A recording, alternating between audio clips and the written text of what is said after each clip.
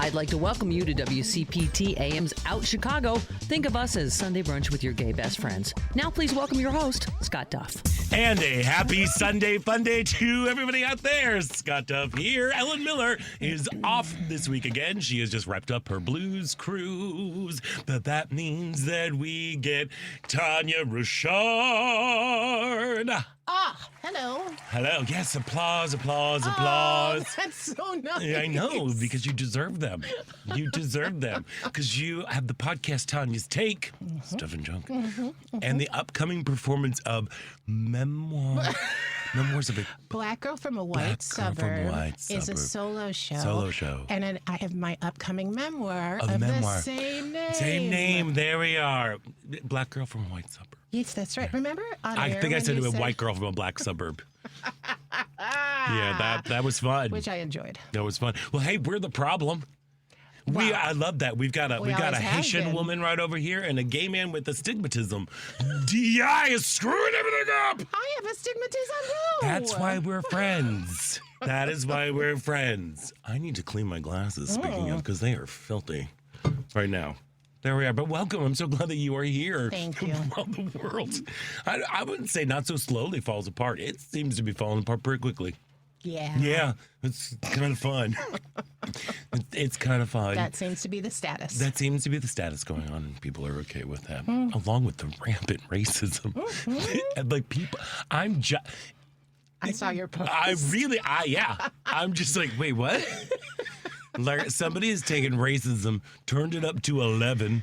Well, which is an old reference for those. It's Spinal Tap. It's a Spinal Tap reference. Oh, yes. Yes, this one goes to 11. Yeah. Oh. I mean, it's always been at 11 for me. Oh, yeah. Well, yes, of course, it's been an 11 for you. Yes. And I think it's been an 11 for a lot of people as well. But now they were having it on mute because they were trying to make sure that people didn't see how much it was up to 11 or hear how much it was up to 11. Right. No, they've unplugged that mute button. They're just like, no, we're just going to be racist now because that is fun. Yeah. But anyway, we do have in spite of all that, we do have a fun little show. Yeah. A lot getting ready for you. Well, hey, since the new regime no longer recognizes transgender and non-binary folks, now more than ever, we need to look for the helpers. Don't you think? Yeah. We really do. And fortunately, the good folks at Center on Halstead offer many resources for our community, including the upcoming Trans Youth and Family Action Summit. We've had them on before to talk about this particular summit. But now more than ever, it feels like, you know what, I bet you folks really need some information and help and how to take action. So we'll be joined by Senior Director of Youth Programming at the Center on Halstead, Luke Romsberg, later this hour. And then next hour, Writers Theater continues its 2024-25 season with Frida, a self-portrait starring acclaimed writer and performer Vanessa Severo as both herself and legendary Mexican painter Frida Kahlo, directed by Joni Schultz. Chicago represent. Yes. Whoop, whoop. There we go. We're going to chat with Vanessa Severo in the second hour. I saw the show on Friday for opening night.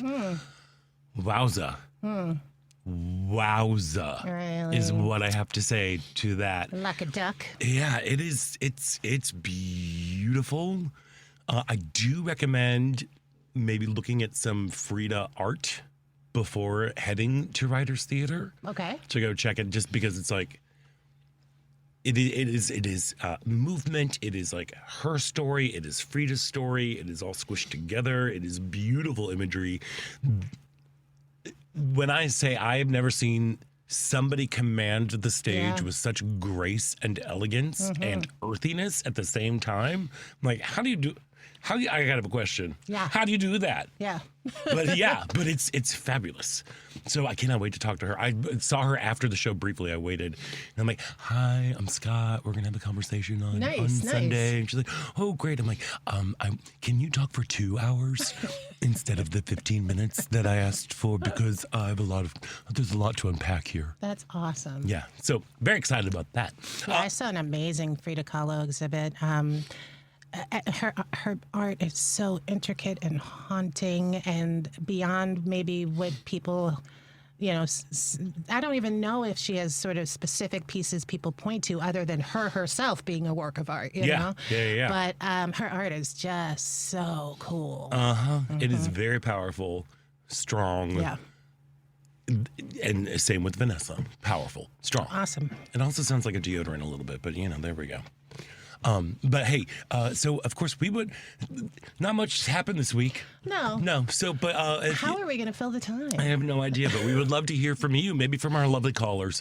So give us a call at 773-763-9278. The number again is 773-763-9278. Of course, you can find us. Can you find us on Facebook right now? Is our camera going? Right on, yeah. You can find us on Facebook where we're coming at you live. Holla. People you know.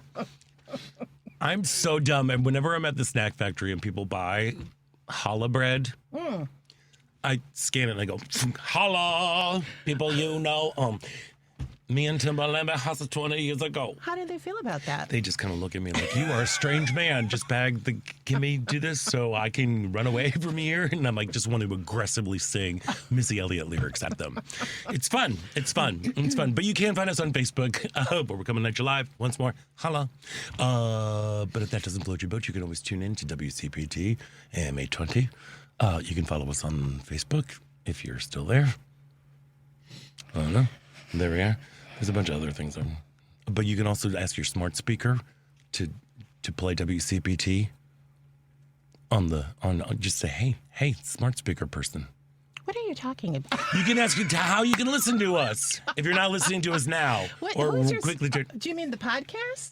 No, you can ask do you have a smart speaker in your home? Yes, we do. Do you ever ask it to play music for you? Yes. Yeah, you can do the same thing for WCPT. You can just ask them to play WCPT on TuneIn.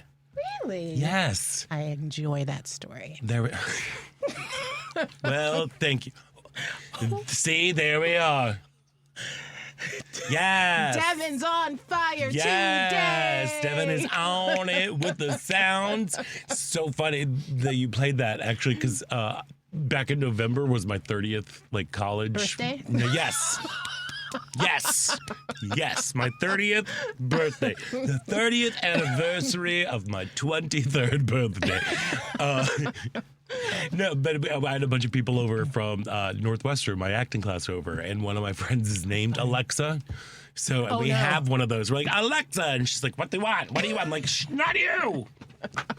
Anyway, how are you? How was your week?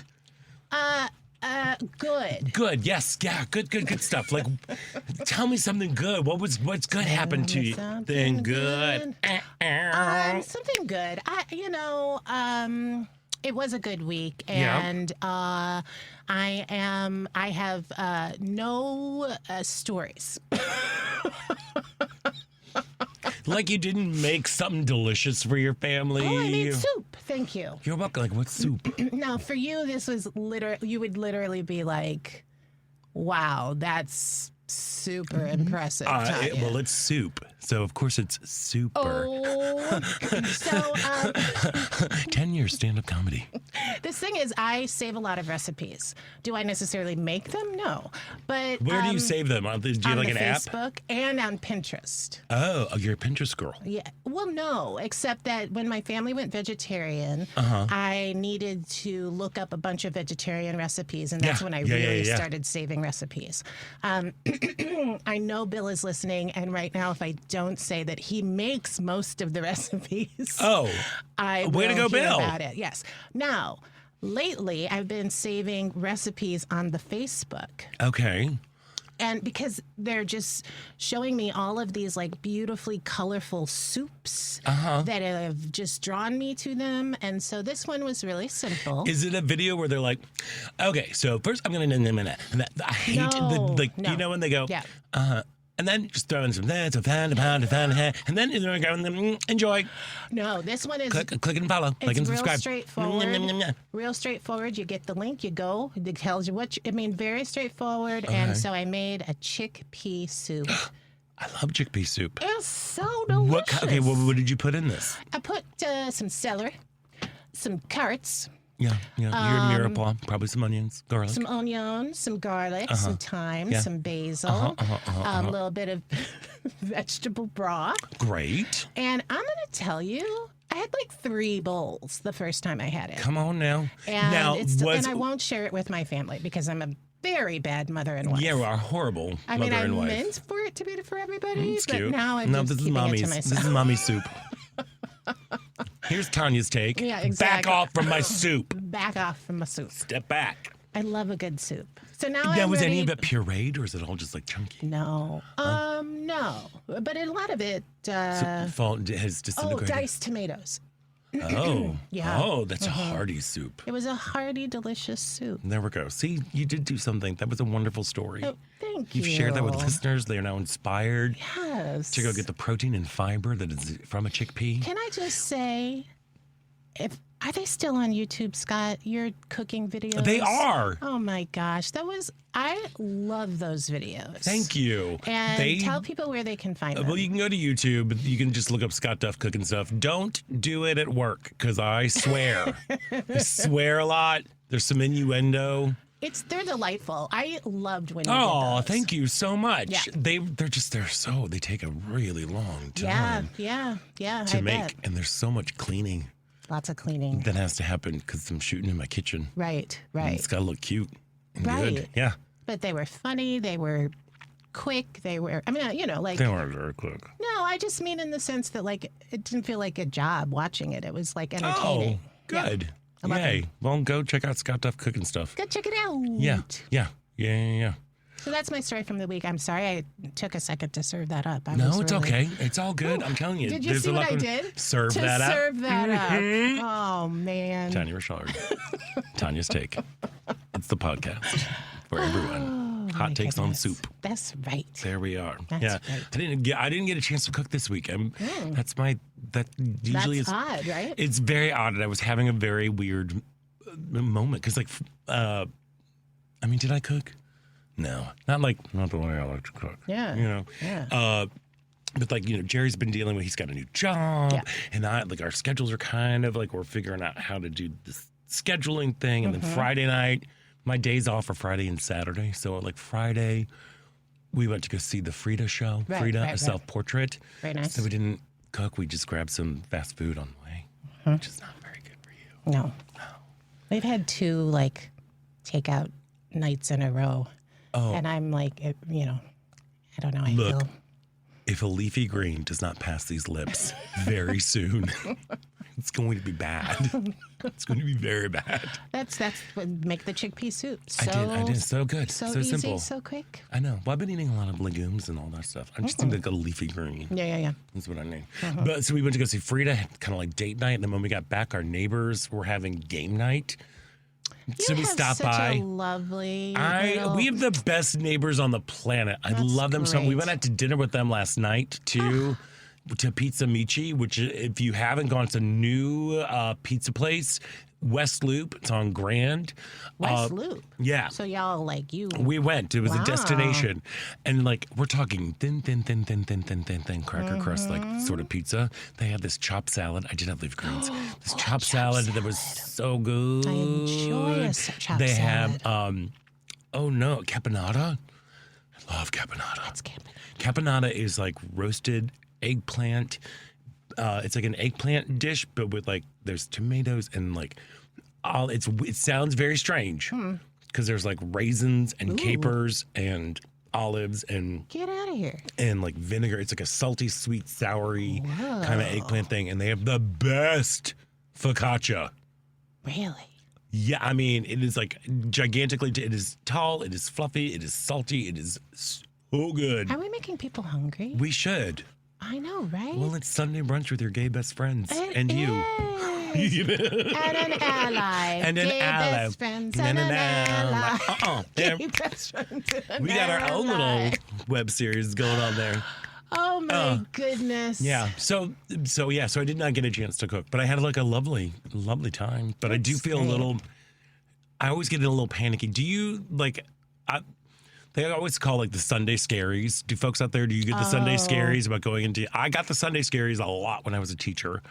And because of that, I still kind of carry it over. Now that I when I get 2 days off in a row, that last day is all prepping for the week. Yeah. Because even though I work in a place where there is food, I have to stand in line to buy that food, and I cannot. And you have to clock out, and I only get 30. You know what I mean? So it's like, yes. So I like to bring my food. That's good. Yes. It's economically sound. I know, right? And then in these times, we're gonna have to be pretty my economically daughter, sound. my oldest, has a running joke where no matter what she will say, in this economy.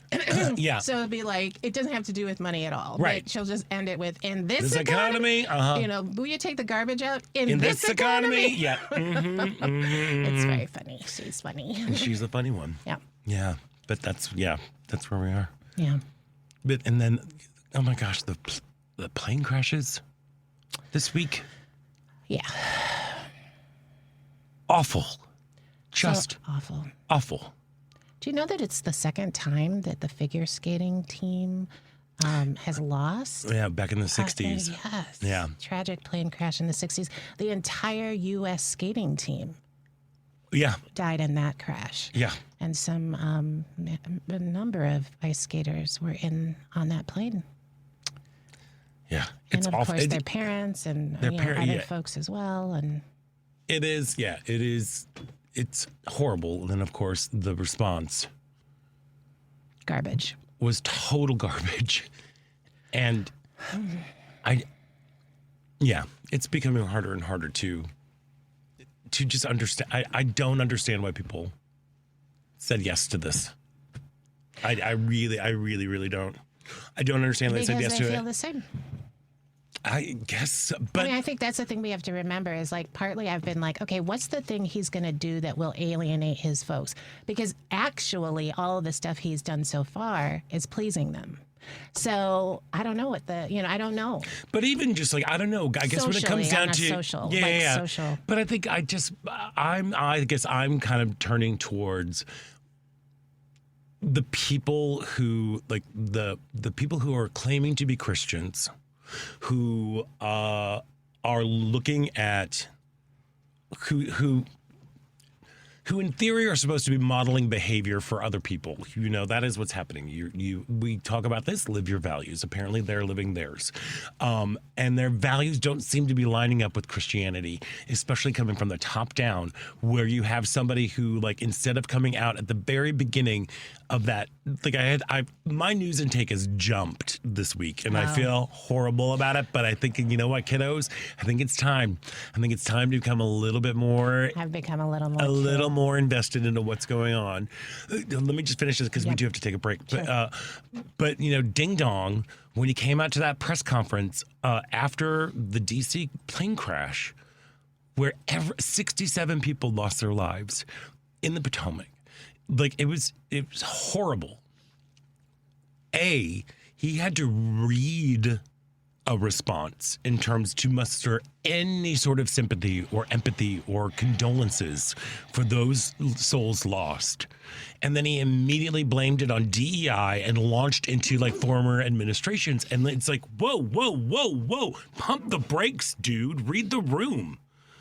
Yeah. You know, and I don't see how this is aligning with people's values. I had a very interesting conversation with my sister this week, who is an Episcopal priest. I asked her if we could just sit down and I can record a conversation, because what my thing is, if people are looking for morality and people are looking, you know, to live right or whatever it is, you know, that people are going for these days is what it sounds like. I want to know how faith leaders are addressing these situations to their communities. So I had a really lovely conversation with her, and I'm gonna sit down. We're actually gonna record some That's stuff, awesome. and I'm looking and I'm reaching out right now to rabbis and imams and all different kinds of faith structures and faith leaders, to see how are you dealing with this, and what does your community say? So that. No, I don't know. It just reminds me of the notion of in these times you have to choose the thing that you can do and go deep. And so like you're using your superpower of being able to talk to people and be able to suss out information, and you're contributing to a greater good. So it's wonderful. We'll try. We'll see. Yeah. There'll probably be some fart jokes in there too. So well, that's important. it is. There we go. Oh, Scott. That was really good. That wasn't even Devin. That was Scott. That was folks. Scott. That was right with my hands. That was. There we are. Yes, you're welcome, America. Is that a special skill on It your is a resume? special skill, and actually, it's because I have a very clammy hands. Apparently, nice. But yeah, when I was a teacher, and I would give quizzes, which I called celebrations of learning, to Oh my God. to cut the tension, I would cut the cheese with my little hand farts. I really wonder how that would have hit me. Would I have appreciated that or not? Well, all I know is that most of my students spent the entire year trying to figure out how to do this. Yes, that which would was, have I'm like, done- all right, yes. it's a winner. I had one kid who could figure out how to do it with his neck. That was upsetting because he came up to me and was like, Mr. Duff, watch this. And he starts whacking his head against it. I'm going, ow, you're going to hurt you. But sure enough, he got a little fart right out of his clavicle. No, I meant how the celebration of learning would have landed on me. I would have loved it, or I would have been so mad at you. Like, I hate you so much. But I think coming from you, I would have appreciated it. Sure, we'll go with that. Anyway, we do need to go. Wow, that was quick. I know, we do need to go. But before we go, this part of Out Chicago is brought to you by Team Hochberg. Hey, attention, listeners! Oh, my. Financial planners, CPAs, and again, for some reason, divorce attorneys. Always confused by that. Hey, if you are wondering why your mortgage professionals has not returned your calls, are you wondering that, Tanya? Yes. You are, yeah. Well, it's probably because they are one of over 156,000 mortgage professionals who didn't renew their license over the past 24 months. If you are purchasing a new home or refinancing your existing home, you need to call Team Hochberg, your trusted local lender. In the past 24 months, while other companies have been shutting down, Tanya, and loan officers are not renewing their licenses, Team Hochberg has been adding loan officers, is stronger than ever, and would love to earn your business. Now let's review. In the past 24 months, mortgage companies have closed, and over 156,000 loan officers exited the mortgage business, while Team Hochberg has expanded and is stronger than ever. If you'd like to work with experienced mortgage professionals, call Team Hochberg now at 855-563-2843 or visit 56david.com. The number again is 855-563-2843 or visit 56david.com. Lower.com, Equal Housing Lender, NMLS 1124061. We're going to take a quick break, and when we come back, there's more Out Chicago right here on WCPT Heartland Signal.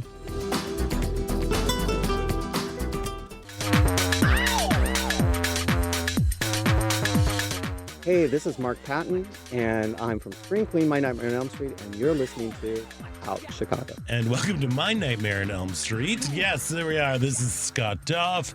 Ellen Miller is off, but that means we get to spend time with the one and only Tania Richard. Hello. Hello. More applause. I think we need to give you flowers all the time. Thank you. Because you are a remarkable human being. Not my only do you have a goodness. podcast called yes. Tanya's Take. Stop it, drunk. You have a one-person show called Black Girl from a White Suburb and a memoir of the same name. I got it right this time because were not a white girl in a black suburb. I was not a white girl in a black suburb, but that would make an interesting show as well. That would. It would be like Marissa Tomei on a different world. Bless her heart, Marissa Tomei. Who would have thought she would have gone on to be a wonderful actress? A wonderful actress, an Oscar winner. Oscar winner. Yes. Although it was not deserved. Whoa. I'm sorry. There was somebody else that year that It was Meryl supposed Streep. There were a bunch of people. There's like Meryl Streep. There were a lot of people. Yeah. That year. And there was one. Yeah. Came out of nowhere. Okay. Well, wasn't Jack Palance who said it too? What? Jack Palance. He read the card, I believe. Oh, really? I think. Ooh, that's a deep I know. cut. That's a deep. Well, because that was the year that I think City Slickers was nominated as well, or something, and he was nominated, and he came out doing push-ups, like one-arm push-ups, and he was like crazy. Like you're like, what is going on with this old man? And then it's like, I think it was. But it was stacked. But again, we started talking about it last week with Tremaine Alston from Fat Ham, but we kept dropping out about how comedy actors are always overlooked because people feel good. Well, but she wasn't. So there you go. She was not. That's what I'm saying. She was not. Oh, I see. Let's see. The rumor was that Tomei was not the actual winner of the award. Ooh. Oh, Jack Palance accidentally announced Tomei's name. Yeah. Am I right? Yeah. That's what they're saying. That's funny. Never heard that. Oh, well, there we go. There you go. I have knowledge. I mean, I usually do. These are facts here. Facts over here. Shock it that I didn't know that. Yeah. There we go. There we are. Yes. Anyways. If you want real news, tomorrow on Chew's Views, Richard Chew will be joined by New England College political science professor Nathan Schrader to talk about the glaring double standard in the way the news media covered the Biden presidency and the way Trump is covered. Chew's Views, weekdays from 6 to 8 a.m. Central on WCPT 820, right here. It's very true. Is it? They yelled. They were yelling at him. They were going after him. Who was? The press. They were going after Biden, and now there's zero pushback, and it's very interesting to see what's going on. Well, having tucked my brain away until this week, I have not been able to notice whether they are or aren't. But so that's happening. Did you see the new press secretary lady? I've seen little snippets. Oof. I don't think I've heard her speak yet. That's okay. Oh, my God. Speaking of someone speaking, last night at the restaurant, there was this person behind me. Yeah. Who I wanted to get up and throw my antipasti at her so badly. She was so loud and literally, and I'm like, oh my God, Nick Kroll is behind me, and I was going to crawl out of my table. Oh my God. It was very funny. Well, we're all very sensitive. I think it's a good moment to remind all of ourselves that we are all very raw. We are all very sensitive. And so whatever you can do to kind of take that moment before you get to fisticuffs. Because there was no fisticuffs. No, I know, but it was just going to be antipasti. Well, I mean, that's a fisticuffs. That's food fight. That's not great. No, it's fun. It's Animal House. Come on. We're doing all the deep cuts today. I'm making movie references. Marissa Tomei, A Different World. Thank you very much for that. Ride that way. Don't get me started on A Different Maybe World. Marissa Tomei could do the companion piece. Which companion piece? White girl the and a white black girl in a I mean, a show like that couldn't end well. I just don't think it would end well. No, I don't think it would. And Punxsutawney Phil saw his shadow again, so I guess that means we've got 6 more weeks of this horrible nightmare. Actually, we've got 4 more weeks of this 4 more years of this horrible nightmare. Kiddos, it's weird, and things are happening very fast, and they're having some strange consequences that it seems like, I don't know about. It does not seem like he knows exactly what he is signing. Like every time he's been signing these executive order things, and they're like, this one says that you can, eat people or whatever. And he's like, oh, yeah. He gets like he's surprised, like, oh, okay, that sounds good. And like it seems like he has no idea what he is about to sign. Well, also, executive orders don't mean anything. No, but they do have like enough of an impact that's got a lot of people running for covering their butts and stuff. Like, because one of the first executive orders was that the federal government no longer recognizes transgender people. It's called the Defending Women from Gender Ideology Extremism and Restoring Biological Truth to the Federal Government. A title that just sings. It just slips off. It just rolls off the tongue there. It defines sex as strictly male or female based on the immutable biological reality of sex characteristics at birth. Just a reminder, the medical community, including all major medical associations in America, acknowledges the existence of transgender and non-binary identities. There's also another executive order that he signed called Ending Radical and Wasteful Government DEI Programs and Preferencing, which terminated the federal government's DEI efforts. So, what's happening? So at the Center of Disease Control and Prevention, that place that the brainworm guy is hoping to run. Yeah. So they had to remove terms like transgender, terms like immigrant, LGBT, and pregnant people from their website. Employees from VA hospitals were told that LGBTQ flags and other displays were no longer acceptable. Bathrooms at health agencies were to be set aside for use by a single biological sex, according to federal directives. And the word gender was to be removed from all the agency forms. Now, the CDC, they had to delete mentions of gender from research databases, some dating back decades. But at the same time, they're like, how can we do this? Because there's also government rules that prohibit manipulation of scientific data. Yeah. So they are like things that are germane to the health and well-being, particularly of the LGBTQ community. They've had to scrub that. Yeah. Yeah. Yeah, it's devastating. I mean, there's no other word to it's devastating. It's so bananas. And they had like the web pages were deleted, including ones about ending gender-based violence.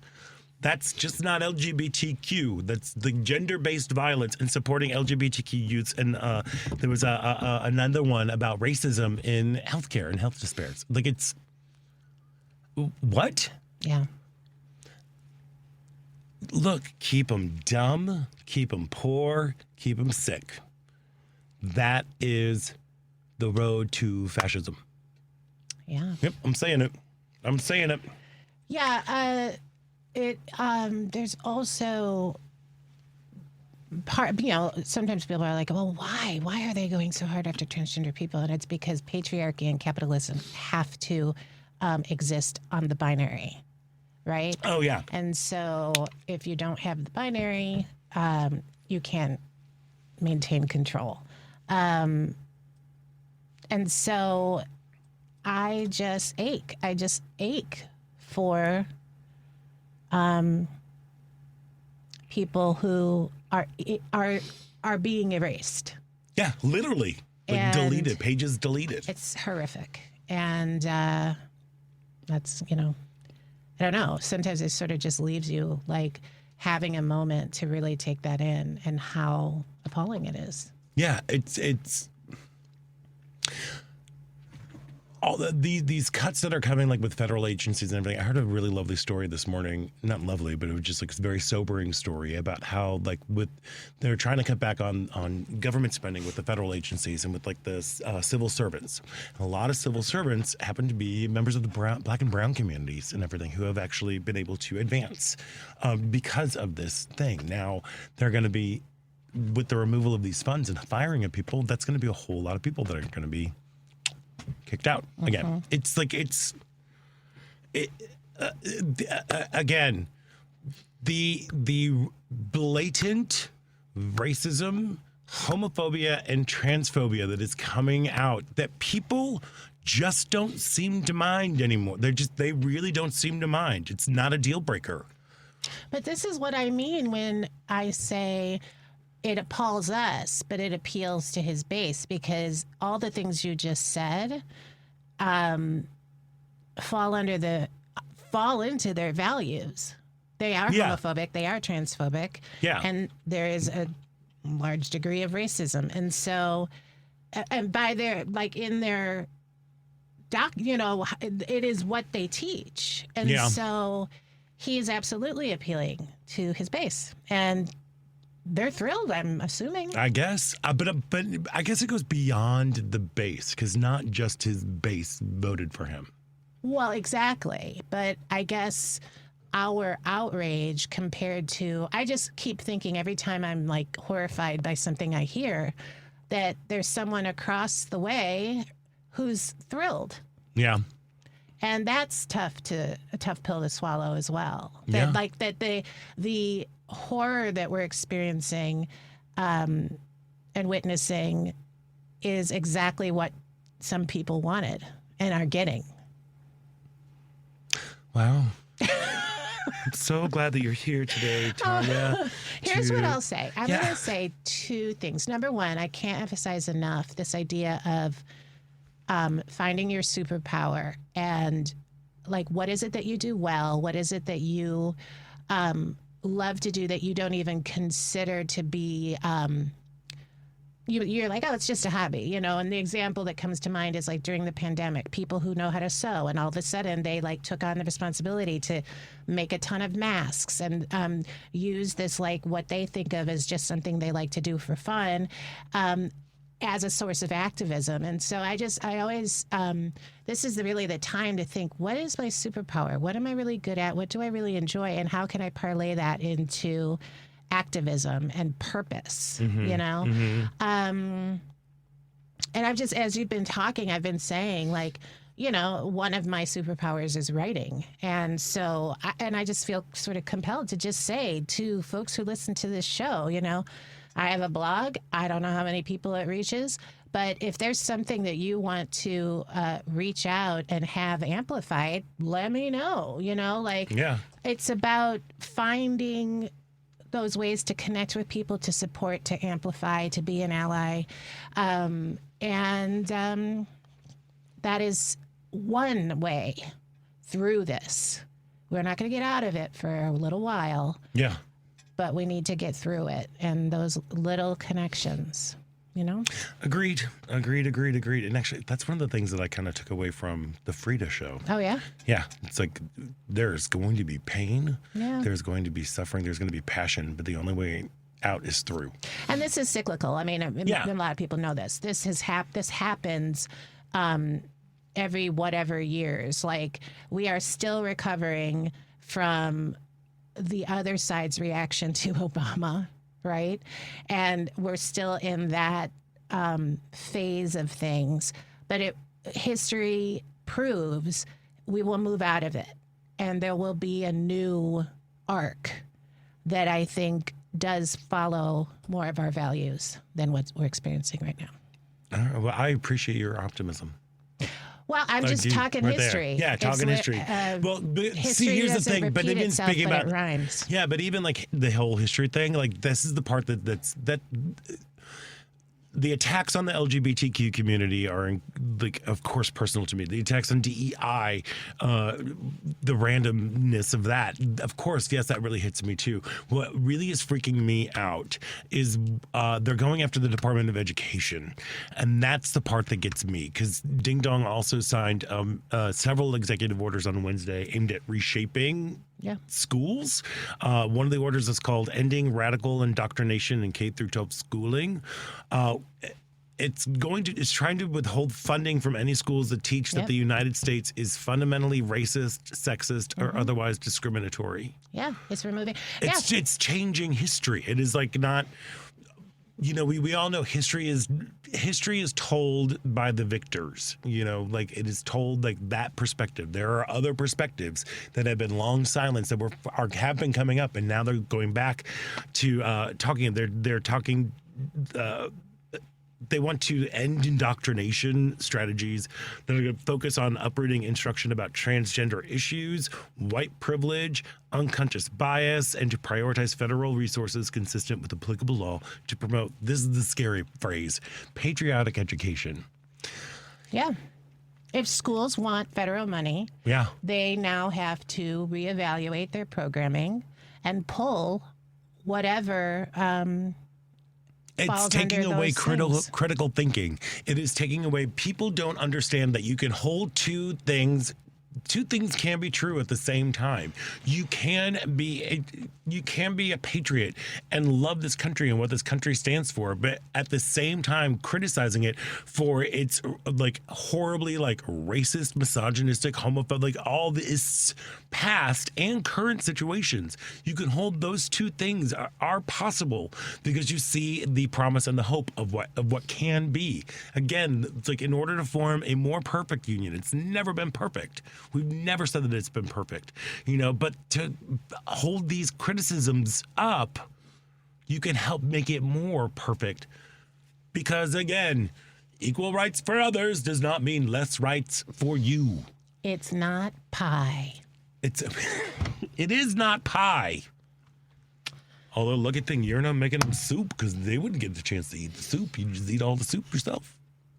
Well, that's true. I'm talking about soup.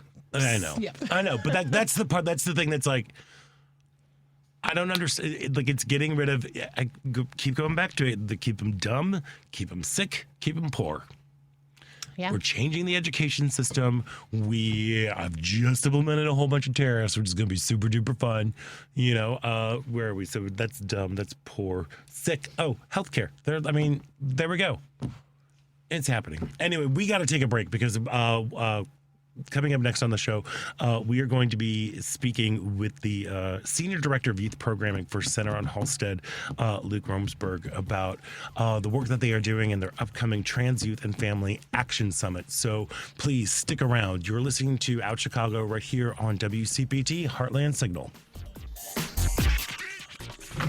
Oh, crap. I'm Honey West. Welcome to Out Chicago on WCPT. And welcome back to Out Chicago. Scott Duff here, along with Tania Richard, host of the podcast Tania's Take, and star of the one-person show Black Girl from a White Neighborhood. Nope. And a memoir in a white neighborhood. What is it? Oh, no. Wait. Try again. Black girl from a white Suburb. From a white conclave. From a white cul-de-sac. I am the worst friend No, on the you're planet. not. I am horrible. But know who's not horrible? Who? The people at Center on Halstead. Oh, They really are great. Because let me tell you, this is a new regime. As we said, there's no longer such a thing as transgender folks or non-binary folks, which is just great. But so we need to look for helpers right now. And of course, those are the people over at Center on Halstead. They offer up so many different programs and resources for the LGBTQ community, including the upcoming Trans Youth and Family Action Summit. And joining us now is Senior Director of Youth Programming at Center on Halstead, Luke Romsberg. Luke, welcome back to the show. Hi, happy Sunday. Happy to be here. Happy Sunday, happy Black History Month, happy Groundhog Day. We're just going to try and find some things to be happy about. But before we dive in, how are you doing? How are you and all the staff holding up over there?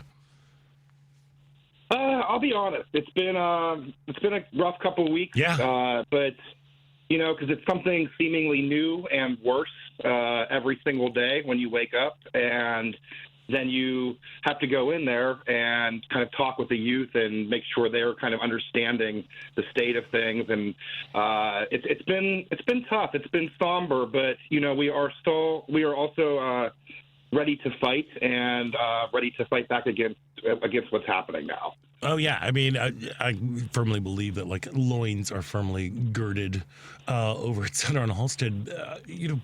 So what have you been hearing from the community is some of the most pressing issues? What are some of the things that have been coming up that are concerning folks the most? Sure. So within Youth and Family Services, we also have our housing program. Mm-hmm. And with the housing program, one thing that we tried to get ahead of and get a jump on was passports. For the youth to kind of a fail-safe, if they need to leave this country, unfortunately. And that's been a big focus of ours right now. And unfortunately, they are holding passports. They are holding people's documents, or they're being sent back with the incorrect gender marker. So it's already kind of starting. That's one of the most tangible things that I have seen already. Aside from that, though, just the emotions are high, especially with folks who are under the age of 18 who feel, unfortunately, at the mercy of this administration, who are lacking in power sometimes to be able to defend themselves and speak up for themselves, given their age. Yeah.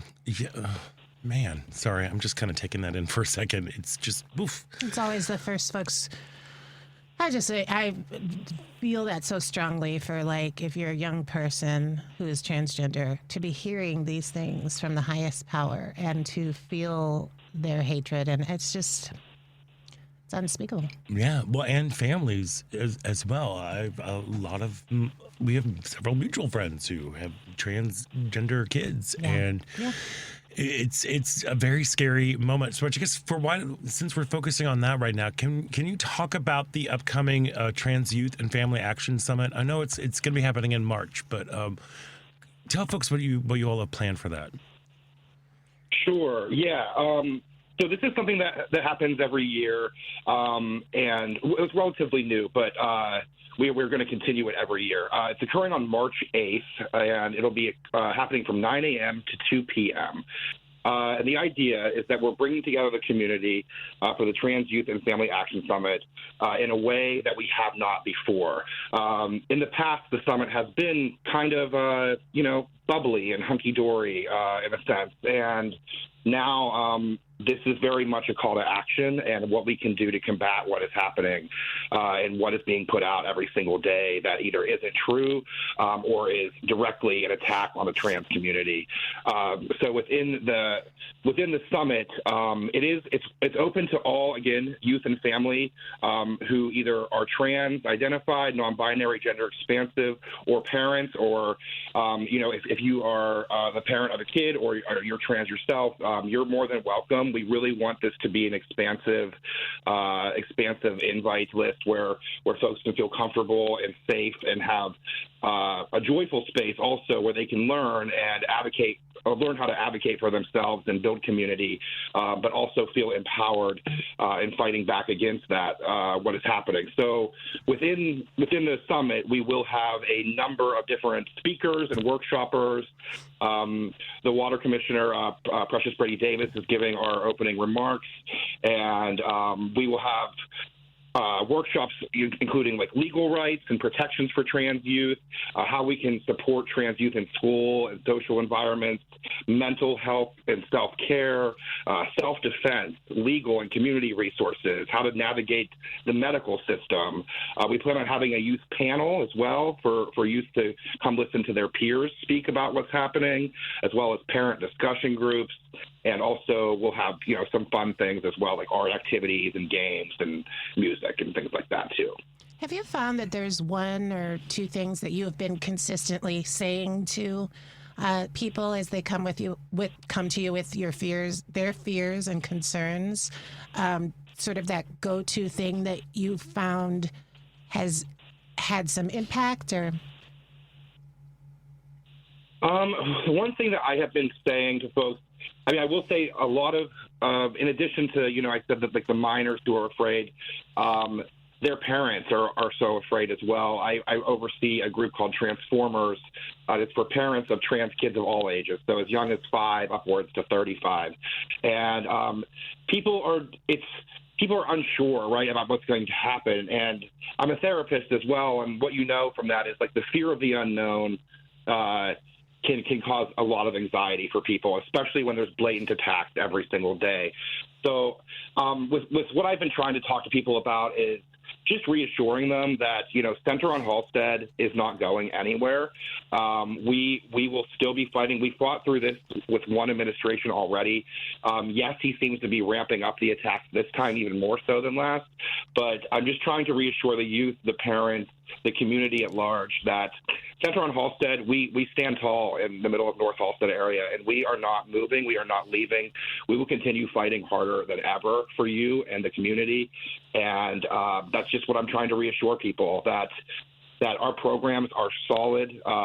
We have a plethora of youth programming that isn't even, part of this summit that happen throughout the week, every week. And we'll continue to be there, and we'll continue to support as we also learn what's happening every day, because it's something different. We're trying to keep up on it as well. Yeah, I mean, it's got. I do not envy you and all of the staff at Center on Halstead and all of the incredible agencies doing good across Chicago and across the country. But yeah. Sorry, I'm getting really overwhelmed right now, but I just want to say thank you for what you are doing. Like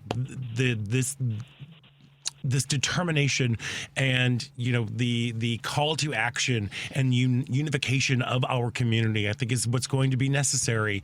And to let folks, let trans kids, trans youth, that parents of trans folks, that we've got your back and that we're there for you. Luke Romsberg from Center on Halstead, thank you so much for joining us today. Thank you for the incredible work that you are doing. And if there's anything that we can do to help get the word out, please do not hesitate to call on us anytime. We will be there in a heartbeat for you. Yes, Luke Romsberg. Thank you so much. Yeah, if you want to help out with the the summit, please go to our website. You can find more information about the summit. You can volunteer. We're also inviting agencies to table. If you're interested in being a workshopper, please reach out to me. You can find my email at centeronhalstead.org. And thank you for having me. No, thank you so much. We've got to take a quick break, and when we come back, it is the second hour about Chicago right here on WCPT.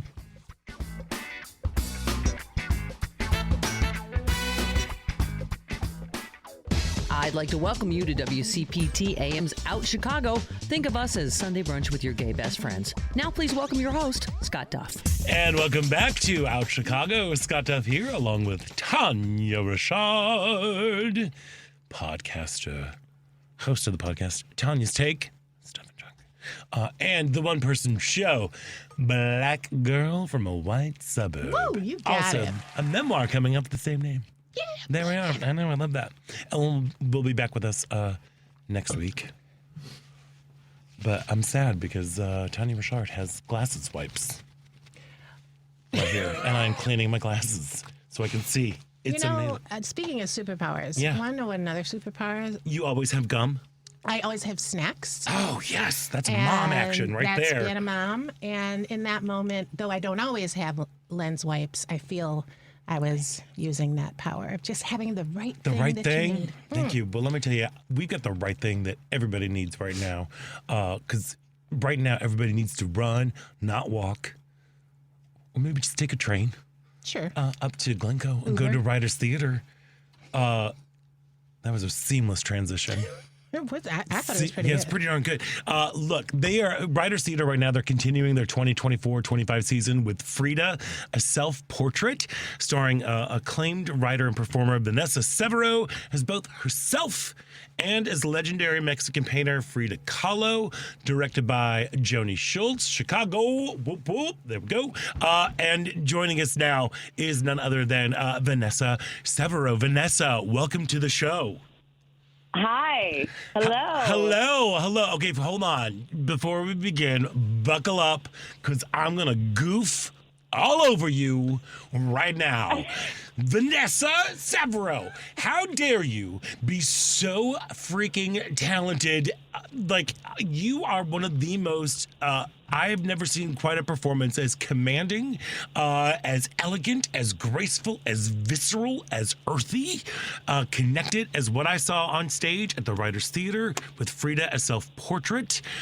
Thank you for this beautiful gift. You. Oh my God. I'm telling Thank you. I told you, like, I need to talk to you for 2 hours because this 15 minutes is not going to be enough. I loved it. It was a good opening night. You were a fantastic audience. We were really such a good. great. I will You were really good. Yeah, I'm responsible for your success. That is correct. Yes. I think so. Yeah, that's what it is.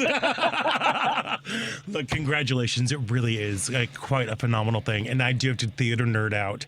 I got so excited when I saw like a little bit of a Suzuki stomp coming at the very beginning of the show. And I'm like, Suzuki, wow. Like I got like my theater nerd came out so hard that I just was like, okay, I want to talk to her about all her Suzuki training and everything, but we'll get to that later.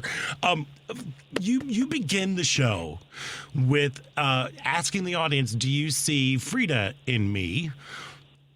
So I've got a question for you. When did you see Frida in you? Yeah, I didn't until I was out with my gay best friend, Alex, and he was having coffee with me 13 years ago, and he was like, Vanessa, over coffee, he makes puppets for a living, but out of nowhere, he was like looking at me, and then he goes, I see a Frida Kahlo in you. And I thought that was a really weird, I was like, what?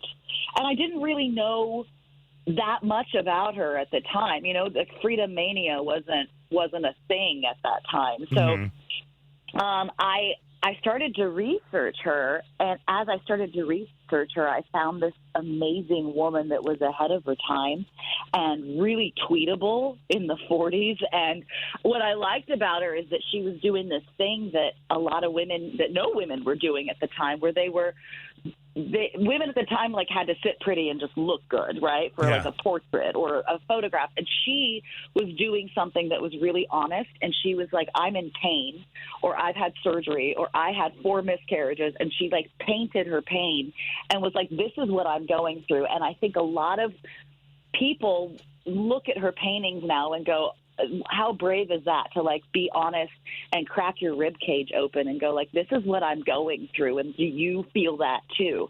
And I was like, wow, she's fascinating. Why can't she be, you know, like resuscitated to today? And so like the first time I did it, it was just Frida. It was just I just took 6 tragedies in her life from age 6 to age 46, and I just did Frida, and it was, you know, it was my crappy first draft, and it was okay, but people they loved it. And then I sat on it for like a few years, and I brought Joni Schultz, my director, on, and she was like, well, who's she talking to, Vanessa? Who's Frida talking to? And I was like, I did like the worst thing you could do as a player. And I was like, well, she's talking to the audience. And she's like, but who is that? And I was like, oh, that's a big no-no. You know, so people. Then I was like, oh, I got to find like there's got to be a narrative, you know? So then I started to research a little bit more, and I found out that in the 50s there was this architect magazine called ID Architecture Magazine,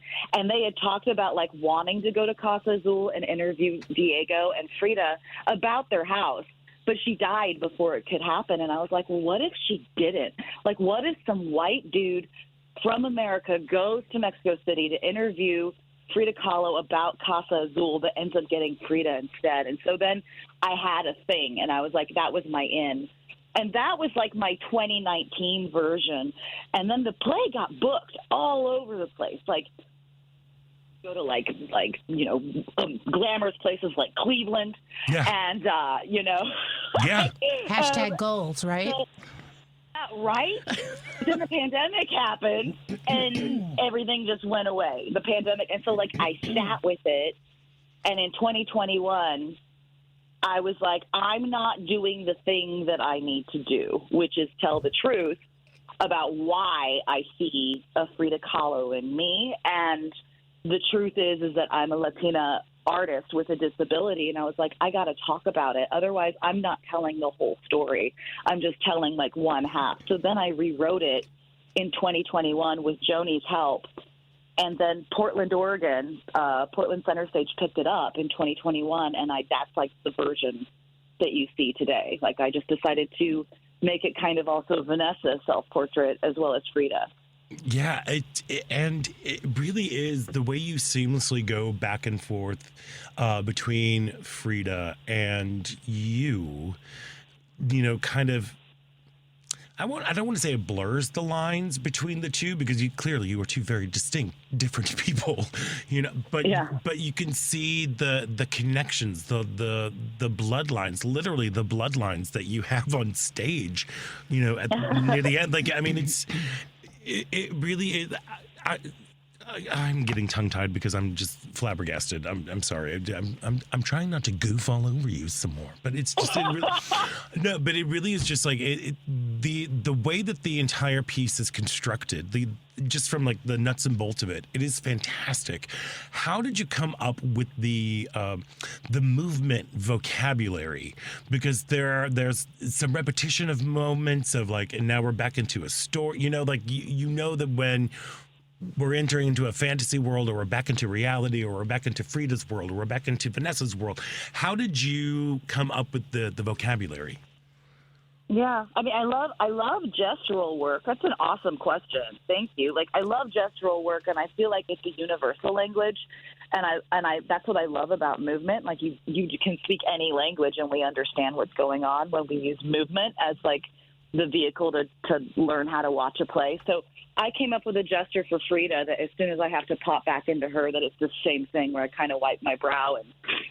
But then, like, for things that were difficult to talk about, and I did write these whole things out, you know, about like her bus accident and, you know, her miscarriages. And then I was like, the words are diluting it. And I thought, the most powerful thing I can do is tell it through movement. So I have a dance background. I was a major in dance, and then I switched it to a minor. But I wanted to use movement and like modern dance in that way to be able to convey things that were too painful to talk about, but also because I had a dance background, I knew that her dad, when she was 6 and she had polio, he did these like really rigorous exercises with her. And he made her like ride a bicycle, which was like unheard of when you had polio because it was super hard to do. And I was like, well, I don't want to use dance for that. I was like, I want to use something that is like hard. And as you know, Suzuki method for actors is like, it's like boot camp. Like it's so hard.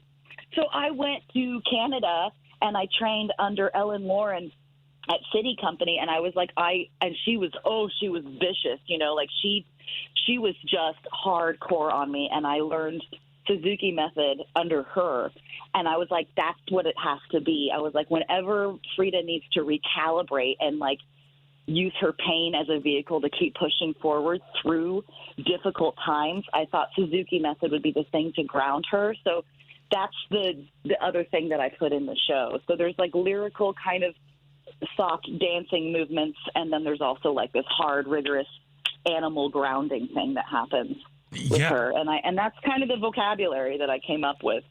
Yeah, and kudos to you. I mean, it really is just, it is so effective and so profound. And just even thinking about how watching you as a performer, you are so present and in your body. Like you are just in your body 100% in a way that I guess Frida was also in her body 100%, but in a completely different way. Yeah. Because her story is of such excruciating physical pain.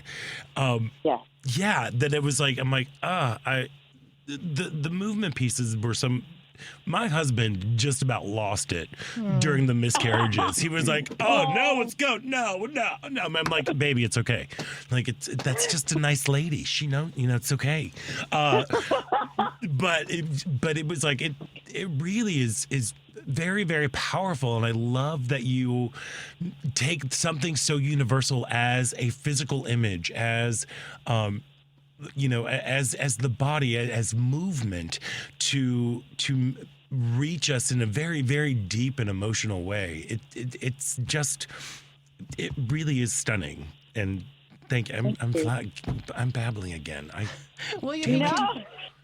Will you be continuing? Like, so after this run, are you headed somewhere else, or what are your plans? I will be in at Milwaukee Repertory Theater in the spring of 26, and so that's they just announced that, and that will be in the spring of 26. So I'll be there from March until end of May. But there's other theaters that just from being here in Chicago, like a lot of it kind of popped up on the radar, which was interesting because I was like, I really kind of thought that I'd be hanging up the Frida flowers after this one. And so, it's something to think about of like, okay, do I continue it? But, I also want to honor her and put an end to it when it's the appropriate time, like we can't all Patti LuPone it, Right. God bless her. Yeah. So, I mean, clearly you've had this, it sounds like a 13-year journey with Frida, and then I guess like a 6-year journey with this play itself in terms of like from the first draft to what it has become now. What are some of the lessons that you have gleaned from Frida? Goodness. It's I think the biggest one for me is I got really, really good at hiding my disability in an industry where we have to be this cookie cutter type. And, I'm of an age where it's like in the 90s, they were just like, you have to fit this stereotype. And if you did it, they were like, good for you. You're making it, And so I conditioned myself really well to be able to fool directors and come in and like hide my left hand. I like had I was so good. I'd have like a coat over my hand, or I had pockets in my dress. Can you just tell our listeners a little bit about your disability? Sure. Yeah. Yeah, I was born with a congenital disorder, and if you've seen like Nemo, it's my tiny fin. So it's like my left hand didn't fully form. I have like part of the thumb, and then I've got 4 small nubbings as the rest of my fingers. And it is something that a lot of people are born with, and it can be on either hand or it can be on feet.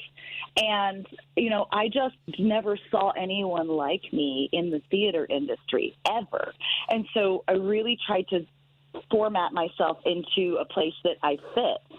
And the biggest lesson, I think, is just like what Frida does, where it's like, hey, we don't have to be this thing. We can be exactly who we are and like put it out there unapologetically. And then that's the world we're actually living in. And therefore people, when they encounter it, it's not going to be like, oh my God, they're different, you know? And so I think the biggest lesson for me was not just also falling in love with Frida and her bravery and how she pushed through difficult situations and her disabilities and her tragedies, but that with me, I was able to like fully let myself be open and show exactly who I am. And that was the biggest lesson. And it's actually changed the way I perform. I mean, I was very lucky. I was working great before, you know, like I was doing like Maggie the Cat. And it's not like I was missing opportunities, but I feel like now there's this way we condition ourselves, and we all have something, I think. We all have something, and we condition ourselves to mask and go out in the world, and it's the unschooling of that I still, like, if I'm on stage, I'm like, you don't have to do that, Vanessa. You can just be exactly who you are, and it's a teaching moment for all of us, you know, even myself included. So that's been the biggest thing for me. It's been life-changing. It's been the biggest life change of my career. Yeah. And that's what I learned from it. It does feel almost like a Frida portrait of being cracked open and like something, you know, a release coming out of it. Yeah, it's... Is that something, so once you would, it's interesting, you were talking about how you had found these ways to compensate for it, but then once you were cast, what kind of conversations were you having, or were you continuing to compensate, and you know, other actors or director or producers would never divulge that? I'm sorry, what is the question? What happens when they saw it? Well, I just wondered, like, how much you were compensating in terms of, like, you talked about in an audition process you would compensate. Oh, yeah. I just wondered what would happen once you were cast. Was the burden, did it continue to be on you? It was, you know what, it's so funny because I could probably write a book about the timing of all of it, because I could see it, and I knew the minute somebody saw it, like Yeah. the very split second. I would come in and audition. I loved to wear dresses with pockets. I would typically keep my left hand in my pocket, or I would have a prop, Sure. and that was easy to hide as well. So as soon as I got cast, I would hide my hand for approximately 2 weeks. 2 weeks in, by that point, the director loved what I was doing. We all got along. Everything was working. And the minute they saw it, they always do a double take. Yeah. They always are like, did I just see that? And you could see it in their eyes. They're like, did I just, Right. is that what I think I see? And they usually ended up having a convo with somebody in the cast. I'm like, is her hand like that? You know, and I would always hear from another actor. And they're like, yeah, that's Vanessa's hand. And most of the time they would just go with it because the performance was, Right. you know, formed and compelled enough that they didn't have a problem. I did have one person get very upset, a director, and he thought that I should have a prosthetic hand in my of all things, my makeup kit. And I was like, what, in my Ben Nye kit? Like, come on. What? And that's yeah, I mean... And I'll say that's why I asked, not so much of like, because the burden continues to be on the person and how unfair that is. And so that I wondered if it, you know, if you were able then to sort of bring your authentic self into those spaces. But the fact that even for those first 2 weeks, you still had to do that, it just sucks, to be quite honest. Yeah, it does suck. And I have to say it is not that, you know, once I became more established and directors did know, and a lot of them, like Joni had absolutely no problem whatsoever. She was like, great, you know, but Joni is like the dream director. Like everyone wants to be directed by Joni Schultz. Like she's one of the smartest humans on the planet. Yeah. And but once I worked with a director and I was recast by them, you know, and ones that had a problem, I just never worked for again, Exactly. you know? So yeah, but it's just not the case anymore. And now I come, because I'm doing a disservice to all of us if I do that, you know, and the world needs to change. It needs to change, period. Yeah. Like, you have to go like, this is life. Yeah. I remember for years, I mean, the actor on MASH, Radar, I don't know his specific condition, but he always hid it the entire run of the series. And it's like, hey, how about if Radar just didn't hide it, you know? But I don't even think it was a conversation on the table back then. There is an actress. I'm going to blank. I'm going to like be perimenopausal on you and like not remember the name of the show. But there was a show about that guy on the dating show that ended up being a total psycho and killed women. Oh, is it Anna Kendrick? Yes. So she actress in that show. And I'm watching it, and I freaked out. I'm like, I was like, oh my God. I'm like, she has a hand like mine. And I paused it, and I'm like, rewind. And I look, and sure enough, the actress that ends up catching this guy at the end, she's got a hand just like mine.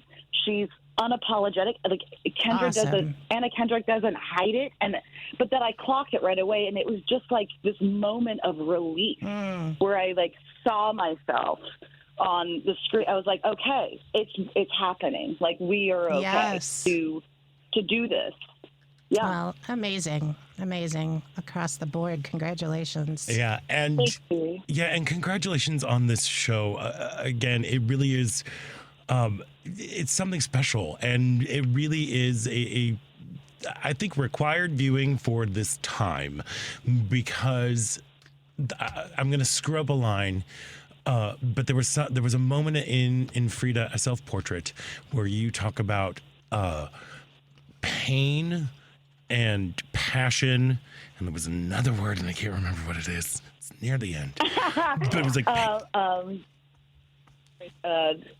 at the end of the day, we can endure more than we think we can. Pain, pleasure, and death are no more than a process for existence. Yes, that is it. And thank you. That's right, because you wrote it. You know it. But it was like watching it, I'm like, yes. I think one of my biggest takeaways from the show is that pain is inevitable. Like pain, it exists, and it can be ever present, but we can go through, and the only way out is through. And correct. And to again live your truth, speak your truth. Frida's paintings, that whole moment of like, why do you like this? Do you think it's pretty? No, it is truthful. You know, there's something about that. And watching this entire show, it's like, all right, let's look at the beautiful, ugly truth that is happening right before us. Embrace the pain and carry on. And that is what I carried away from that. I hope I didn't overreach. You didn't. Thank you so much. No. That's high praise. I love it. No. I could talk to you. I got to let you go because you've got to go do this play real soon. But like I said, I could talk to you for about an hour, just on your Suzuki stomps alone. And then, but I'm telling you, folks, Run, Don't Walk to Frida, a self-portrait, written and beautifully performed and beautifully written by Vanessa Severo. It runs through February 23rd at Writers Theater. For more information and for tickets, go to writerstheater.org, and that's theater with an R-E because they're fancy that way. And Vanessa, thank you for being one of the strangest people in the world. Thank you. Thank you so much. Have a great day. Thank you. Have a fabulous run. And take care of your body. You do a lot of stuff up there. So I'm doing it. Thank you. Thanks for clapping. All right. Vanessa Severo from Frida, a self-portrait, now playing at Writers Theater. Break all the legs and have a fabulous run. And we are going to take a quick break. When we come back, there is more Out Chicago right here on WCPT.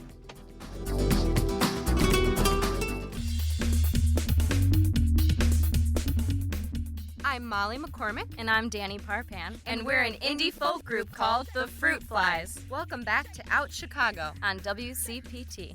Welcome back to Out Chicago. Scott Duff here, along with Tania Richard. She is a black girl from a white suburb. There we are. There we are. Yes, I am. Hey, did you? That was so great that you was listening to that WCPT commercial.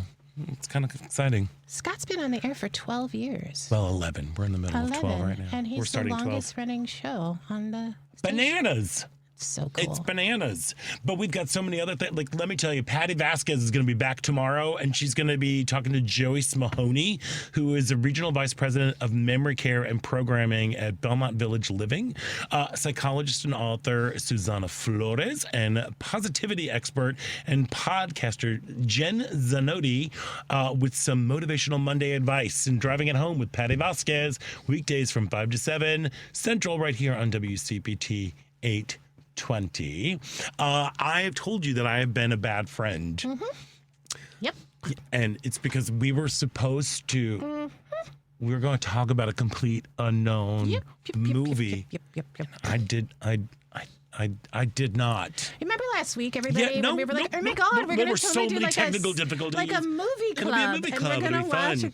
a complete unknown. Yeah. And I took that so seriously. And we watched it last night, and Scott didn't watch it. But I almost texted you last night to be like, I can't find I it. almost checked with you. See, that falls on both of us. No, it doesn't, because I thought you would. But here's the thing. Oh, no. I had a lovely evening watching a movie with my husband. So Okay. really... This has been a confession of mine that I've made on the show. Yes. Before. Bob Dylan kind of drives me crazy. Can I tell you? Yeah. The first time I ever saw Bob Dylan was in the We Are the World video. Yeah. I am not kidding you. I did not know who he was. Right. I thought he was a homeless person. Who's this man that came into the studio? I did. And why is he there? The term then was homeless. Now we say Right, unhoused. But I unhoused, truly, yes. I was like, why did they let a homeless man in Yeah, here? I yeah. just, not that, I mean, maybe. No, but great. Maybe he is part of the world. He is part of the world. I just had no idea who he was. Yeah, and I understand. Like, I get it. It's not as bad as Lin-Manuel Miranda. Okay. You know, I've got my thing about Lin-Manuel Miranda. I have not heard this. Oh, really? No. Look, I think I know, but he is an incredibly talented human being, and by all accounts, a really wonderful guy. Yeah. I do not need to meet him. all right. I don't know why. There's something about if I That's did, fine. there would be just too much direct eye contact and so much freestyling, aggressively at you. I have a recurring dream being trapped in an elevator with Lin-Manuel Miranda, and it is my Sartre. It is my no exit. I hear you. I kind of feel that way about Bob Dylan. But Really? mostly because and also Neil Young. No, Neil Young is another one. These incredible musicians and poets and people who have a very distinct style. That their distinct style kind of bothers me. Well, I'm going to tell you something. Yeah. The movie, pretty procedural, pretty straightforward, good performances, whatever. What really struck me and reminded me is oh my God, his music is wonderful. Yeah. And his music is a bop. I literally was snapping and jamming. And one time I got so lost in my snapping and my jamming, Bill literally had to move my hand because I was in his Blocking way. the view. And it was like I got shook out of a reverie. I was just gone in the music. All right. So that was really cool. That was awesome. But I also felt, honestly, I feel like the film turns into a battle of the biopics. I think when you're doing a biopic, you can only have 1 to 2 people playing other real people. Otherwise, it just starts to be that is not who's Johnny who? Cash. Right. That's not Johnny Cash. Sorry, it's not. I feel like there was 1 or 2 missing scenes that really talk about when the break between him and Joan Baez happened. And Timothée Chalamet sings all the songs and does a great job, but it ain't Bob Dylan. Right. That ain't Bob Dylan. Well, that is what I felt about Judy. Oh, please. Have you ever heard Alexander Billing and Mitchell Fain talk about. Oh, yeah. No. It's like, with that, we don't have enough time in the world. Renee Zellweger as Judy. What was going on there? No. Okay. Is that what you're talking about? You're talking about her, Yeah. I'm talking about Renee Zellweger as Judy Garland, but only when she sang. The rest of it, I was on board for. I thought, like, yes, I was. But I am not like. I'm no Alexander Billings, Mitchell Fain, obsessive about the Judy Garland.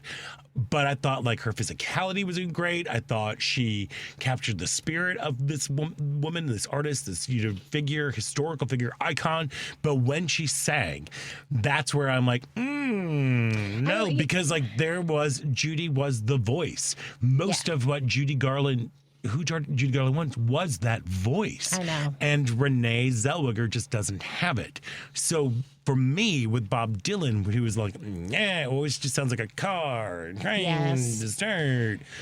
That's some good songs, though. Some of those songs, yes, again, I know, beautiful music, beautiful lyrics. It's the delivery that drives me a little kooky pants. But Timothée Chalamet did a good job. Timothée Chalamet. Here's what I'll say about Timothée Chalamet Ding Dong. I'm not sure entirely what I felt about his performance, but, go back to Call Me By Your Name. And he's great. A revelation he was, and amazing he was. And I kind of missed that. I was like, I don't know. Like, it was this weird mix of him and Dylan and not sure what was going on, but he did his best and he did well. But would I recommend it? I don't know. Wow. Okay. I don't know. I mean, I guess I would. Or I would just say go listen to some Dylan music, man, because that... Okay, maybe I should just do some Dylan music. Maybe a couple of songs you don't even necessarily remember or realize are his. And you're like, this is a jam. What is it? Oh, yeah. Okay, this is what I'll commit to. I will go through and I will find out the songs that are played in that movie. Yes. And then we'll listen to them. That's fair. That's fair. I'm going to tell you one more thing, Please, Scott. yeah. If you want a really powerful, wonderful Judy Garland performance, the TV movie Life with Judy Garland, Me and My Shadow, starring Judy Davis. Judy Davis, She's so good. There's some scene where she's like got her worked into a tizzy and then she just throws herself into the swimming pool. Yeah. But it's a great performance. Yeah. I think that's even endorsed by Alexandra Billings, actually.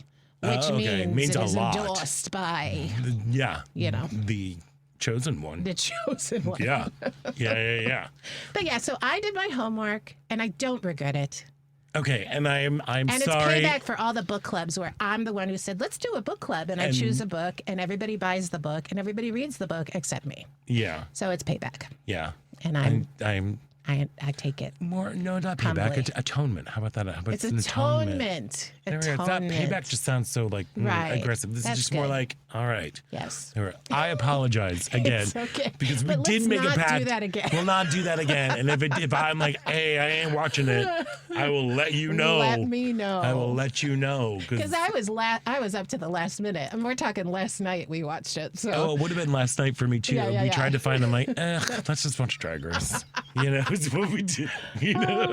Like, yeah, that's kind of where we are. But as long this is the hill I'm dying on. Please. The biopic that we all deserve that can only happen until one surviving band member is left is the Fleetwood Mac biopic of them recording Rumors. Ooh. That is because that's when they were all doing drugs and having sex with each other and breaking up and getting mad and ucky, and they were in that little cabins in the woods. That is the biopic. That could be an interesting play.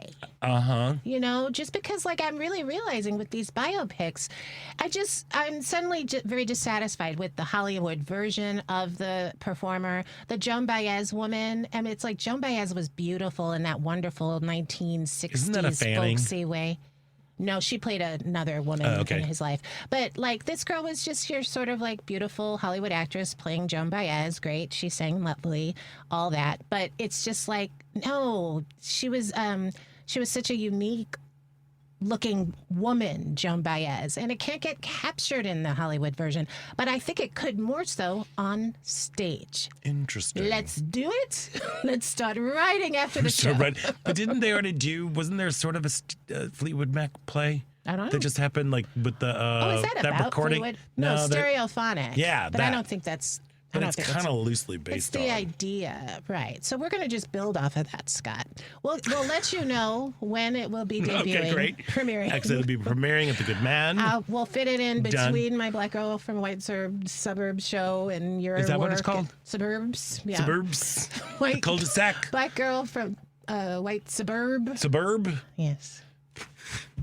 Yes. But that's the one that I want. Well, all right. Done. We have solved all the words problems. But hey, just a reminder, do you know that Out Chicago has its very own podcast? But actually, two. What? Out Chicago full episodes and Out Chicago featured interviews. Just search Out Chicago wherever you get your podcasts, or you can go to the podcast links on our show page by visiting heartlandsignal.com/out-Chicago. On that page, you'll also find our recent interviews with Michael Cheyenne, Randy Rainbow, Judy Gold, Chicago alderperson Lamont Robinson, Michelle Williams of Death Becomes Her, and more. Go to heartlandsignal.com/out-Chicago. I need to go back and see figure out how, if we keep all of these shows, because we've had some really cool people. Like, I reached out to Lena Waithe. Really? When she was just coming, she just popping onto the scene. She was a producer on the film Dear White People. Oh, gosh, yes. And I was like, hi, you're from Chicago. I'm in Chicago. You're queer. I'm queer. Let's do this show. And she came on, and it was right before everything popped for her. Same thing with Randy Rainbow, because we've had him on twice. Really? I reached out to him. And I was like, hey, where's he been? He's brilliant. He's been touring. Oh, good. Okay. Yeah, no, Randy Rainbow has been he's been on the road. He's not only is he just making content as quickly as he can, but he was touring and he's on the road. We caught him just at the very end he came in through the Chicago Humanities Festival. And then he was like, I get a break. I'm like, you gotta love it. I really do enjoy when these content creators just become a part of the sort of entertainment zeitgeist, he got himself a tour by making his own darn content. Yeah, well, that's another thing we can pick up. Yes, but I think there are some content creators who you can tell come from a live performance background. Sure, yes. And others that don't. Oh, absolutely. And those are the people that I'm happy. The people that have the live performance background, I'm so happy that they're going out and being amazing. Yeah. It's the other people who I'm like, oh, you don't quite know how to deal with this unless there's this phone in front of you. Right. That chaps my hide. But a lot of things chap my hide. But we should probably, before the station chaps my hide, we should probably take a break. Goodness. We're going to take a quick break, and when we come back, it is the final thrilling show-stopping moments about Chicago right here on WCPT Heartland Signal.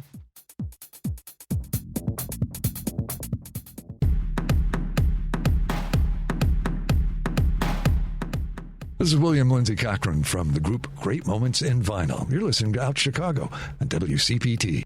And welcome back to Out Chicago. Scott Duff here, along with Tania Richards. Yes, ma'am. Yes, ma'am. That right there, that's your white girl from Black Suburb, Tania Richards. Tania Richards. Man, I feel like a woman. Oh, my gosh. It's really Tania Richard, host of the podcast Tanya's Take, as well as the one-person show Black Girl from a White Suburb, and a soon-to-be-released memoir of the same title. Hello. I'm so happy that you are here. Thank you. Today. Also because Ellen refuses to watch Drag Race. Well, that's a shame. It is a shame. Yeah. Are you all caught up? Yes, I'm all caught up. And I was saying, so we recently got a new TV because we're very blessed. And it's a larger screen than we had before. And all fancy, right? We had a really old TV. Watching Drag Race on it is delightful. It's like being inside of a candy shop. Like really, the just colors. It's so fun. Yeah, it's a lot coming at you. Yeah, it's good. I'm sure. I love this group. I really do. Do you? I think they're talented. They're more talented than the. Let me tell you, they just did RDR live. Right. Yeah. Which is their version of SNL. And as always, never as good as it could be. Awful. Pretty much. always awful. Yeah, the caveman sketch. No. No. Yeah. But Anya Nerve, I think Anya, she did Anya a great Nerve's job. great. And Lucy Toots. I love Lucy Toots. I'm becoming a big fan of the Lucy Toots. So good. I'm not a huge fan of her drag, though. I mean, I thought her clown was hilarious. Her clown was delightful. And, of course, she reminds me so much of someone else from a season or two ago. They're almost identical, so I'm very confused. But other than that, Are you thinking of Jimbo? Not Jimbo, no. It was another sort of diminutive 50s theater kid. I can't remember who they were. Oh, yeah. Yeah, they're very similar. I think the other, I can't remember her name now. I know. Darn it. But she's put out some revenge videos. Oh. That one. Ooh. That are fantastic. You can tell she's like, I'm a theater kid that comes from a lot of money because she's able to produce these things, you know? You gotta love the theater kid. Do you remember when we did 7 Rooms of Proust? Yeah. Scott and I did 7 rooms. 11. It was 11 rooms. There were 11. 6.5. There were 11 of them. Yeah, 11 Rooms of Proust. We did it at the Burger Mansion. It was an experiential show. Great. Yes. We did it with a bunch of kids from a college not so far from the Burger Mansion, and there was some wealthy kids in it. I just remember like one girl lived in a high rise, like she had very wealthy parents, and there's nothing like a wealthy theater kid, man, because like they will they just have so much available to them, so much access. I know. And like life just, you know, it's that is not a burden they will have. Can I tell you, because I attended that university that has all the rich kids I don't there. know what you're talking about. I do. It's called Northwestern University. It's in Evanston, Illinois. It's lovely. I was the financial aid poster child. Yes.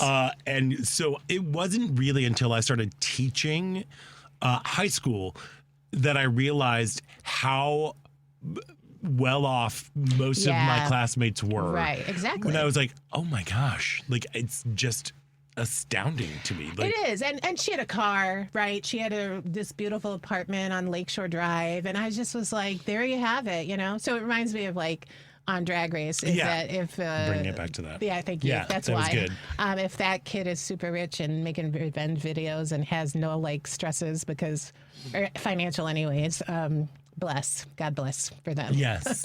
but it's a very specific type. It's a niche. It is a niche the type. Rich theater kid. The rich theater kid. Yeah, there are a lot of them, actually. So. Well, and, you know, Right also all the ones who act like they're not, but have their own theater companies, then it's like, oh, how did that get funded? Sweat and tears. Yes, you know, hard work. Just hard work and daddy's bank account, you know?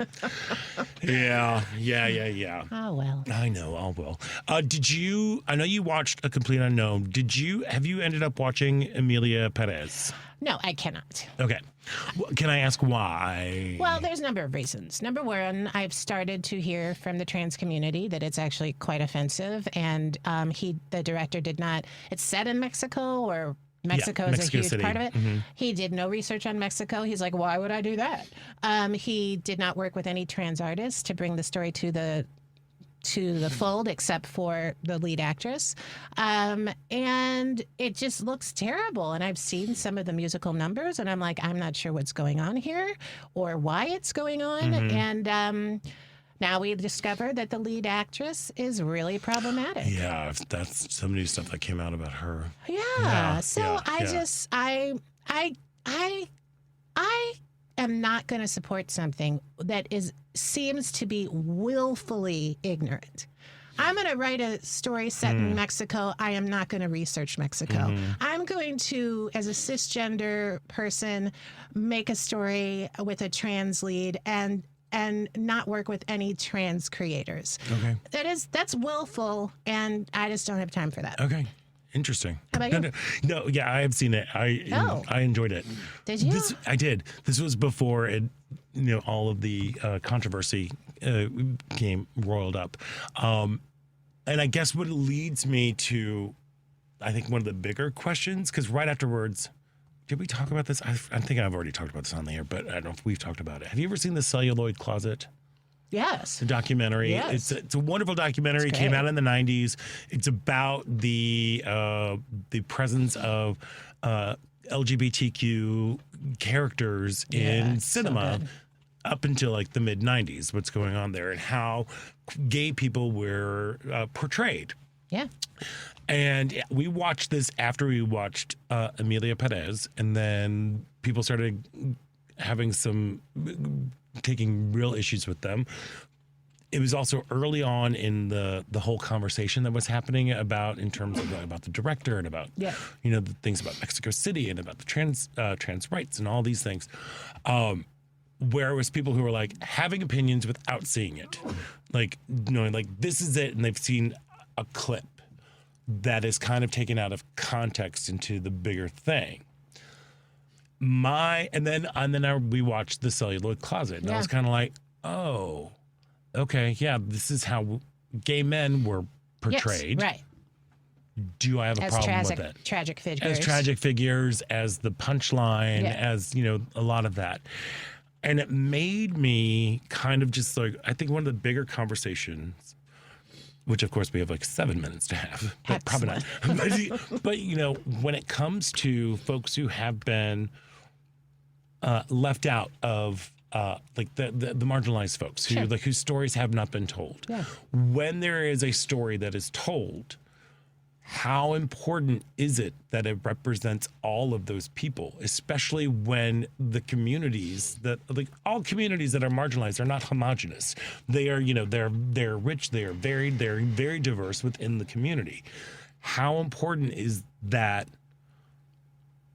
everybody is can see their story. That's not my ask. Right. No, that's my. But I mean, I think is my ask too, because like kind of like when the movie Carol came out, with Cate Blanchett and Rooney Mara. There we are. Everyone's like, it's amazing. I'm like, I think it's boring and but it's like, but we're just so starved for seeing like a love story between two women or a complicated story that do we just take the crumbs and are happy with that, or do we just like, ugh? I don't think so. I mean, I think for me it is really about the specific creates the universal, right? So if you were to bring in trans artists, if you were to really do a deep dive on Mexico and feature things within the culture and the community, those specificities create this universal experience, not in the sense that it means it's going to be representative of everyone, but in that group, but it becomes sort of representative to everyone, period. Yeah. Right? No, I get that. And I would, if I can identify myself in a story specifically about my lived experience that has this universal access, I think that's a beautiful use of art as we know it, And so for me, I can't condone, I don't want to participate in ignorance. Okay. Even if it's surface entertaining, even if there's something to garner, how much more could have been garnered if it had been within trans creators' participation, contribution. And the other thing is the guy is really callous about it. So then I'm really like, you know who? Because he's just like, I don't care. Why would I talk about it? Why would I look into Mexico? It's like, really? Don't you just want to be better? Don't you just want to learn something? What are these? What is Mexico there for then? Is it a set piece? There's actual people who live there and textures and sounds and foods. You know what I mean? So that's the type of storytelling I want. They could do whatever they want. I'm just glad that now it's kind of maybe not going to win the Academy Award. There we go. Heard. Thank you for that. You're welcome. Thank you. Now, this is why I always enjoy Tania's take. Get out of here. No, it's true. Because you offer up nuggets of wisdom. Yeah. It is time. We have to tell our stories. We need to give the access that the folks from the dominant narrative have. And the people from the dominant narrative have got to stop snatching our stories. It's true. Snatching. It's true. But then, if they want to work in collaboration with us, if they want to amplify us, all for it. Great. So we have, I have all these huge questions to ask now. I'm like, we don't have enough time. I know. But that's it. But hey, so Tania, how can people find all of the amazing things that you are working on and to follow you on the socials, which always includes gorgeous selfie of us. Yes. Every time I have like 20 photos of us. I love it. You can find me at Tania's Take on the Insta, and that is where I've been posting a lot of videos on inclusion, as well as info about my solo show and, stuff and junk. And the podcast is archived right now, so you can find it where you find your podcast. I don't have... My most recent episode actually has a performance from... You're Being Ridiculous that I performed at Steppenwolf. So, and then you can search the archive. And I always think about bringing it back. I'm like, let's continue this conversation on a new episode of the pod. Who knows? That's the beauty of podcasting, is you can always bring it back. It's true. Girl, just let me know. Yeah, right? Yeah, I'd be happy. And let me know if you want to get featured. Let's talk. If you have something urgent that you need to try to reach a lot of people with, again, I'm not acting like my blog is like whatever, but hey, it could be, and getting the word out is the word, and it's unlocking your superpower. That's right. To go out and do good. Yep. To combat whatever's happening here. The chicanery. The chicanery. There we go. Yes. Well, that brings us to the end of another show. I want to thank our guests, Vanessa Severo, Go See Frida, a self-portrait at Writers Theater, and Luke Bromsberg. Again, if you centeronhalstead.org if you want to find out all the programming that's going to be coming up. Devin, amazing. Paul, amazing. Dylan, somewhere, thanks for the burger. There we go. Tania Richard, you are a light in these incredibly dark times. I adore and love you. And I'm Scott Duff. And until next week, stay proud.